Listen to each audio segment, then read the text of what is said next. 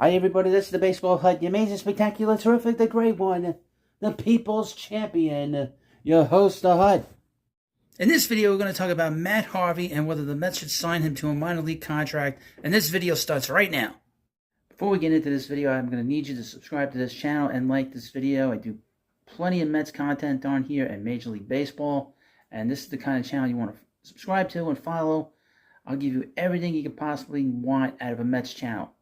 Trades, free agent signings, Mets history. I got everything here. So this is the channel you want to subscribe to. Alright, before we get into this video about Matt Harvey, a little update on Jose Quintana. He's going to be out until July. So they said that they discovered a lesion on his fifth rib of, I guess, on the left side. It is benign, which is great, but he's going to be out until July. Now, I saw this comment about Matt Harvey on Twitter. They actually did an article on it on sny.tv.com. I want to talk about it. I have some issues with it, and I'll read some of it, and you can leave comments in the comments section, and we can have a whole discussion. So, headline: Mets should consider signing Matt Harvey to a minor league deal. Harvey, pitching for Team Italy in the World Baseball Classic, has reinvented himself. Let's go.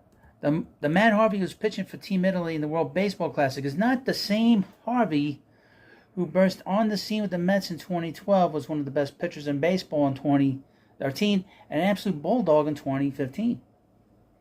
Gone is the... Now get this.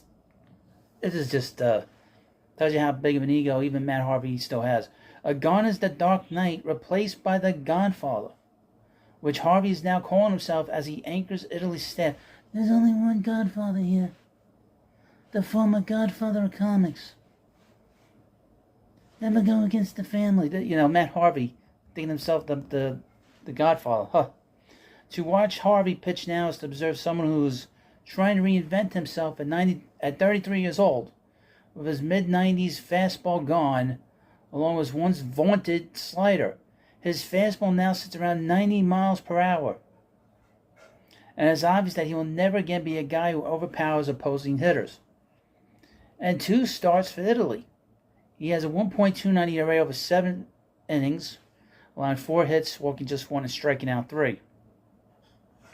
No conclusion should be drawn from those stats, at least early on, because of the competition he has faced. But something that is obvious that he is a much different pitcher than he was in 21 with the Baltimore Orioles, the last time he pitched in the majors. Now, he had pitched twice against the Mets in 2021. And from what I remember watching and seeing, he's not a major league pitcher anymore. He looked terrible. Matt Harvey, since he left the Mets, has bounced around. He's with the Angels, with the Royals, with Baltimore, the Reds. He is not 2015 Matt Harvey. He's not even 2013 Matt Harvey. The aforementioned blazing fastball and Harvey's slight advantage following the surgery for thoracic outlet syndrome, which he underwent in 2016. That is the most devastating surgery for a pitcher. Remember Dylan G? He had the same surgery and he was never the same after that. And in the years after, Harvey tried to succeed as a Met, and eventually an Angel Royal Oriole. It seemed that he was still trying to be that overpowering guy. Not anymore. And listening to him speak, he is at ease, comfortable with who he is now as his pitcher. And with the fact that the heights he reached with the Mets in the 2015 World Series are a world away from where he is now. Oh, you think so? Let me read you this. The most damning thing, really. While discussing Harvey, it can't be ignored that he's coming off a 60-game suspension stemming from his disclosure of drug distribution, which he spoke about while testifying during the Eric Kay trial. In that trial, where Kay was found guilty of supplying drugs that led to the July 2019 death of LA Angels pitcher Tyler Skaggs, Harvey also discussed his prior drug use, including cocaine and oxycodone. Now, if you remember correctly, if you're a Met fan long enough, you know that in 2017 or 2016, one of those years, maybe 2017, Matt Harvey disappeared, and the Mets could not find him. They sent private detectives, private investigators to go to Matt Harvey's apartment in the city, New York City, to find out what the hell happened to him, because they knew that he's had these issues. He's had these issues as a guy that liked the limelight, a guy that liked the nightlife, and obviously now we see what he was going through. There was a few times where he pitched for the Mets where he had nosebleeds. And nosebleeds is an indication of someone that is on drugs, doing drugs, particularly cocaine. So now I did not realize that at the time that was going on. But a lot of people, I guess at the time, I don't remember anybody mentioning it. I think part of it is because he pitched so great for the Mets in 2015 that it was not noticed. But again, Matt Harvey has not been a good pitcher since 2015. 2016, he wasn't pitching well, and then he had to get the surgery for that thoracic outlet syndrome. And, there's really a blood clot in his arm. But he is not a major league starter. He's not a major league pitcher. And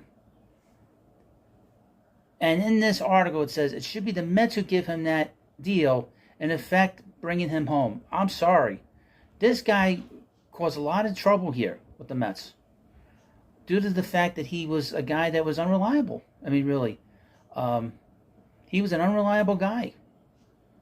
He was known for years to be a guy that was going to nightlife. He was doing a lot of weird things, going to Derek Jeter's last game. I mean, a lot of people were annoyed by that. I know I was. So there's no reason to... The past is the past, okay? And I know this article mentions Jose Butto and the fact the Mets need another... What is he going to do? Are they going to send him to AAA? He's barely a AAA pitcher, based off the fact that the way he has pitched over the last few years.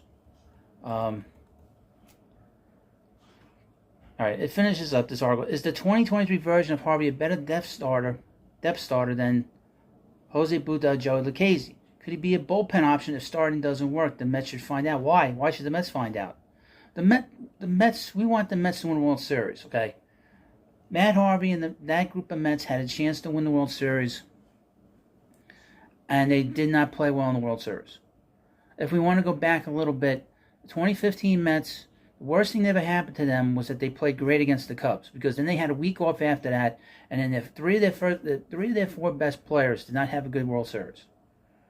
Jeurys Familia didn't have a good World Series. Jacob deGrom did not have a good World Series, and Yoenis Cespedes didn't have a World Series. Now, Matt Harvey's not a reason why the Mets didn't win, because he pitched well in the 2 games he started. But after that game 5, he was pretty much done. After that, he was finished. Once he went running out there, that was the last we saw of Matt Harvey as an effective reliever, as an effective starter, and as an effective major league pitcher. He's not a good pitcher now. He's not even a major leaguer at this point. And to do something over some kind of sentimentality, maybe the old Mets, maybe the Wilpon Mets would have done that. But he's not. His legacy as a Met is not as big as, say, as Dwight Gooden's or Darryl Strawberry. Just to use them as examples, because they had similar issues.